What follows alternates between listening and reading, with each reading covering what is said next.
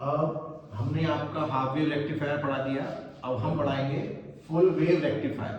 अब full wave rectifier का क्या है, इसमें टैप ट्रांसफॉर्मर लेंगे तो उस कंडीशन में देखिए वही चीज है, इनपुट जो प्राइमरी कॉइल है ट्रांसफॉर्मर की वो तो कनेक्ट कर देंगे एसी सोर्स से,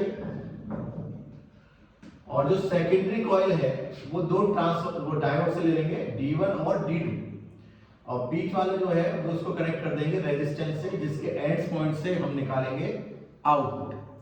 और ये इनपुट वेव है, जैसे हमने हाफ वेव में ली थी साइनसॉइडल वेव, वही सेम वेव आ गई, और आउटपुट हम इससे ट्रेस करेंगे।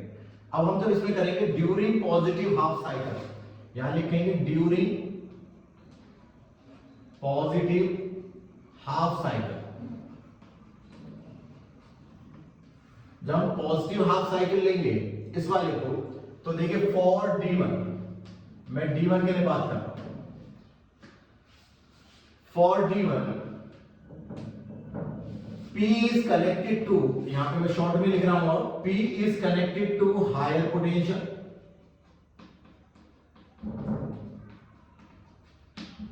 N is connected to lower potential,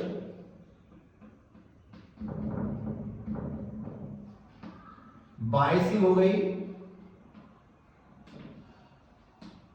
forward, और रेजिस्टेंस हो गया लो। अभी हमें कुछ नहीं लिखना है, अभी ड्यूरिंग पॉजिटिव हाफ साइकिल ही चल रहा है। अब डायोड D2 के बारे में बात करेंगे। अब जब डायोड D2 के बारे में लिखेंगे फॉर D2, अब D2 डायोड में भी हम देखें पॉजिटिव हाफ साइकिल में, तो ये लोअर पोटेंशियल से कनेक्ट है P, और N जो है वो हायर से है, तो यहां लिख देंगे P connected to lower potential,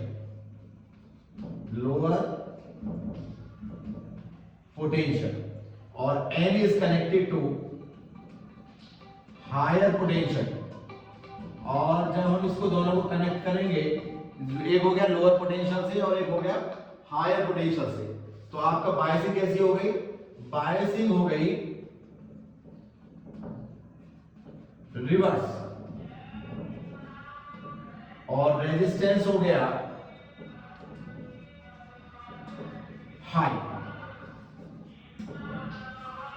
अब इसके बाद लिखेंगे, जब ये सब लिख देंगे हम, for diode during positive half cycle for diode D1 P is connected to higher potential, N is connected to lower potential, biasing is forward and resistance is low, and for diode D2 P is connected to lower potential, N is connected to higher potential, biasing is reverse और resistance is high। तो during positive half cycle through D1, क्योंकि D1 forward में, through D1 output can be optimum.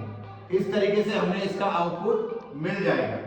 अब बात करेंगे during negative half cycle, तो यहां पे लिख देंगे हम नेगेटिव हाफ साइकिल। अब इसमें क्या हो गया, पोलैरिटी चेंज। अब पोलैरिटी चेंज हो गई, अब नेगेटिव में आ गई।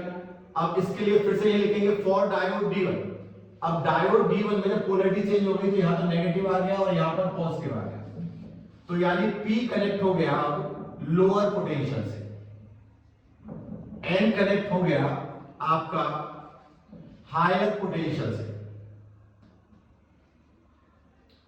अब बायसिंग कैसी हो गई, बायसिंग भी बदल गई। अब आ गई आपकी, जब P लोअर से है N हायर से है, तो बायसिंग हो गई रिवर्स,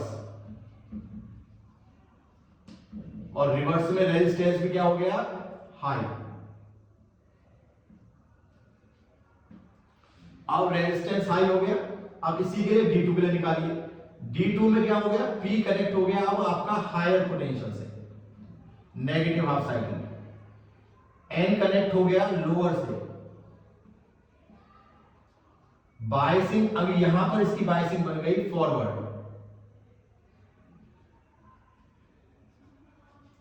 और रेजिस्टेंस हो गया इसका लो।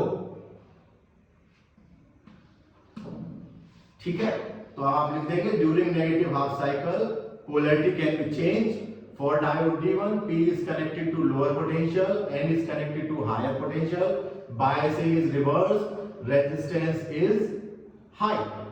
And for diode D2, P is connected to higher potential, N is connected to lower potential, biasing forward, resistance low. So through, अब biasing कौन सी forward है? D2 वाली, तो यानी through D2, अब हम D2 के थ्रू आउटपुट लेंगे। अब हमें D2 के थ्रू आउटपुट मिलेगा। पहला किसके वजह से मिला था? D1 और दूसरा D2।